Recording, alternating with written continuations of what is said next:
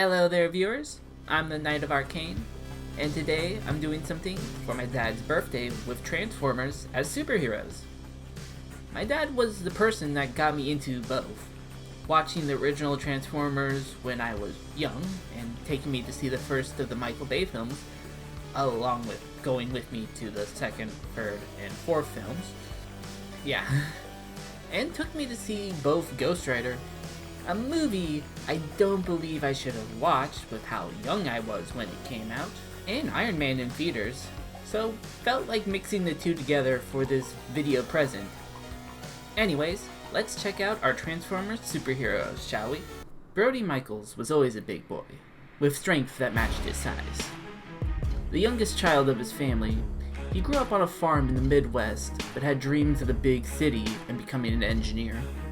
He would wrestle and play football with his brothers and extended family, but as he grew up, Brody would become stronger and sturdier, which caused some problems when he'd accidentally injure his brothers or break something.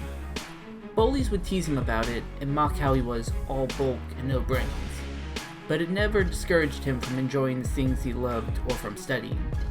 One day though, when he came upon some bullies picking on his sister, he rushed in to fight them off and discovered something new about himself. Right as he was about to punch the lead bully, his hand turned into a mace, and he knocked them right out. The other bullies ran scared, and his sister thought that was amazing, but Brody was confused, and a bit scared. Upon learning this, his parents were sure he had superhuman genes, something they were suspecting when he grew bigger and stronger than the rest of his family. Finding this out, Brody spent time researching superheroes.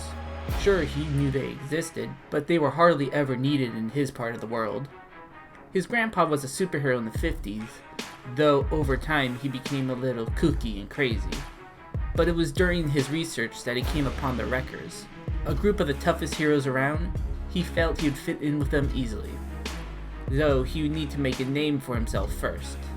And so Brody focused on learning and controlling his powers and strength, finding out he could launch his maced hand out and swing it around like a wrecking ball, and worked hard on his school's football team and engineering classes, both earning him a scholarship to Witwicky University in Oregon. Brody would move there, and when not at school, would fight crime in the big city as the big hero, Bulkhead, in hopes to one day impress the Wreckers and join their ranks. Though he wouldn't be fighting crime alone for long.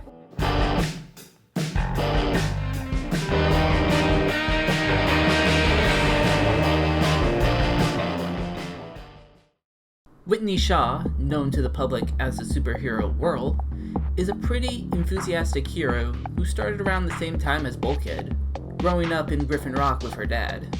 She has the superhuman ability of flight and is quite fascinated with crime scene investigations, shocking the police when she, a superhero that can fly, mind you, will sometimes show up at a crime scene and help investigate it.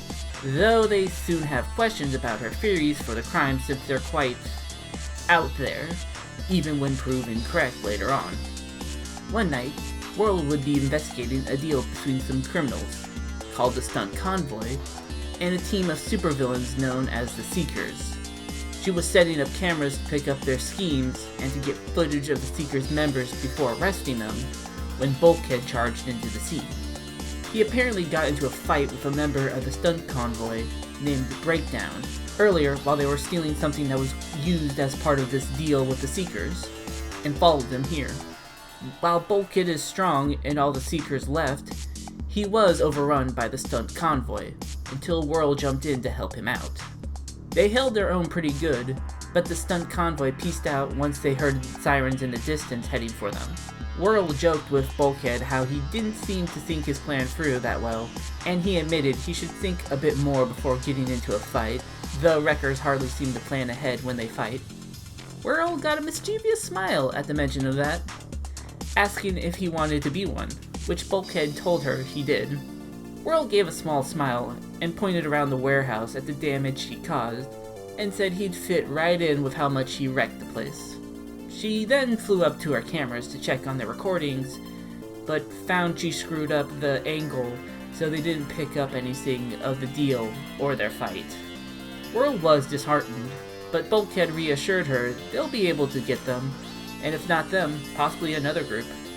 With that encounter, the two heroes would start working together, though Bulkhead had to stay out of the crime scenes to not break anything.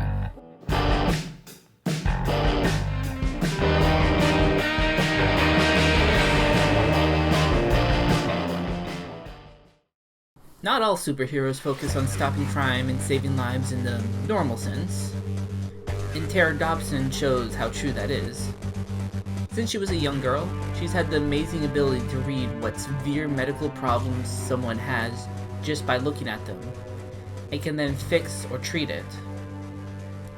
This ability became extremely useful as more people with the superhero genes popped up, and they had more unique injuries or medical problems that her analysis powers were able to figure out. Tara would graduate the top of her class 3 years early, and would work with St. Hilary's Super Gene Hospital to help heal heroes and civilians from super-related injuries and diseases, mainly under head Dr. Ratchet, who didn't get along with most of the other staff but her.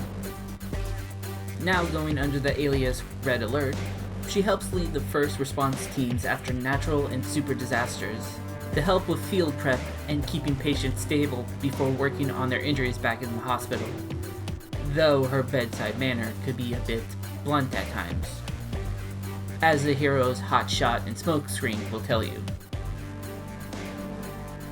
And don't think she's an easy woman to push her over. Not only does she know how to fix bones, but she also knows how to break them. And since St. Hilary's is a hospital for superheroes, many patients have had episodes, panic attacks, or refuse to follow the doctor's orders, and need to be given stronger anesthesiac. Something many supervillains who have tried to attack the hospital have found out the hard way, that Red Alert's stronger anesthesiac is her hammer, one she's quite skilled at using, and is just as blunt as her bedside manner.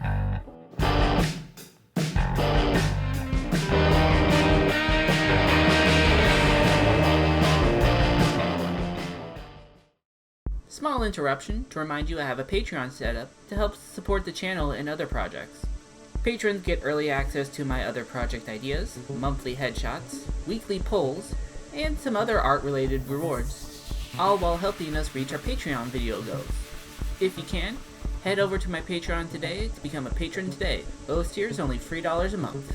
Anyways, let's check out the last Transformers superhero. Rodney Nelson started his superhero career as a teenager, going by the name Hot Rod, due to his enhanced speed and pyrokinesis, though he was a bit reckless and egotistical. This daredevil hero was a bit short-sighted, and focused on the fame and praise he got as a hero, more than doing the right thing, which backfired when he led a team of heroes against a villain named Galvatron, one where he was the only survivor of this mission, with Galvatron nowhere to be seen. Filled with regret, guilt, and remorse, Rodney retired as this hero Hot Rod and chose to focus on becoming a mechanic and a racer, doing quite well as both. However, a fight between this hero Optimus Prime and the villain Megatron crashing into his garage would bring him back into the hero life. Megatron seemed to be down for the count, and Optimus had his guard down, but Rodney saw the villain had a weapon hidden, and was ready to use it on the hero. Rodney leapt into action and used his abilities to stop Megatron using his weapon on Optimus, but gained the ire of the villain, who focused on the retired Hot Rod as the Seekers showed up and fought the Prime.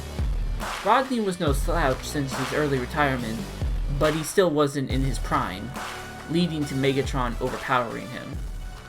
All seemed lost until Optimus took an attack meant for Rodney, saving his life but putting his own in trouble. Megatron ran off with the Seekers as other heroes from both Optimus's team and others in the area like Bulkhead and Whirl rushed onto the scene.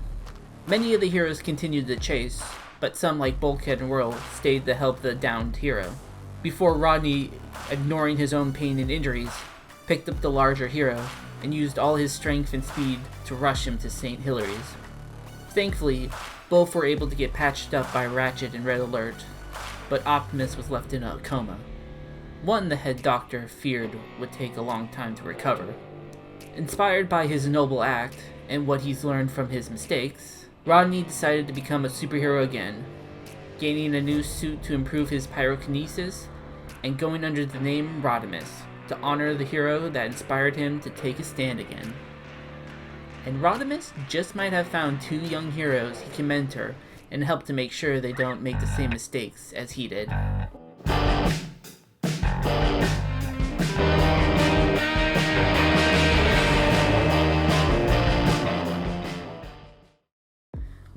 Those honestly came out really well, I think. I really loved the designs and story, which has references to different things from Transformers. Tell me which ones you recognize in the comments. While there, also let me know what you think of the 4 in the comments, along with other Transformers you want to see as superheroes and villains. A bunch were mentioned already in the video that I could always take a crack at, and what else I should do with both Transformers, and what I should turn into superheroes. While I don't have anything else Transformers related yet, I have worked with robots in my Mario animatronics video, and have a bunch of Ben 10 and Pokemon videos you can check out also. And if you enjoyed the video, please leave a like and subscribe to join our little Arcane town as we continue to grow. Anyways, thank you for watching, and I'll see you next time. Later!